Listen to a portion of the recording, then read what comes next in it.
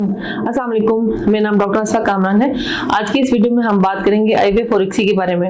IVF और ICSI में basic क्या डिफरेंस है और इक्सी किन लोगों में परफॉर्म किया जाता है। आईवीएफ और इक्सी के प्रोसीजर में बेसिकली टेक्निक का थोड़ा सा डिफरेंस है जो लेबोरेटरी में हम इस्तेमाल करते हैं। इसमें आप ये कह लें कि इक्सी जो है वो लेटेस्ट फॉर्म ऑफ आईवीएफ है।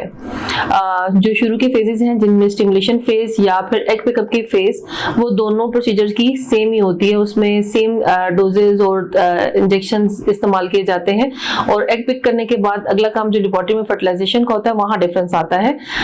आईवीएफ में जो हमने फॉलिकल्स में से एग निकाले होते हैं उनको कल्चर मीडियम के अंदर स्पर्म्स के साथ मिलाया जाता है। उसमें वो नेचुरल तरीके से खुद ब खुद मिलते हैं और 24 आवर्स हम वेट करते हैं उनकी फर्टिलाइजेशन देखने के लिए।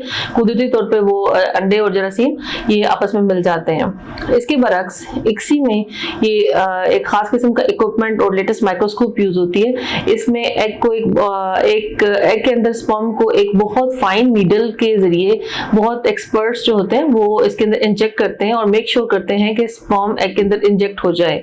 इससे फर्टिलाइजेशन को इम्प्रूव किया जाता है और इंश्योर किया जाता है कि एग फर्टिलाइज हो सके।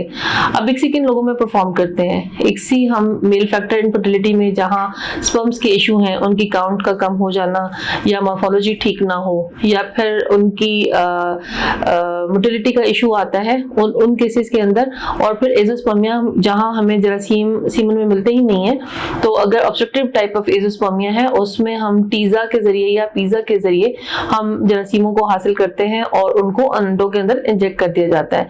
देखिए, अगर आपके पास आपने 10 एग रिट्रीव किए हैं तो हमें सिर्फ और सिर्फ 10 स्पर्म चाहिए उनको फर्टिलाइज करने के लिए, ना कि मिलियंस।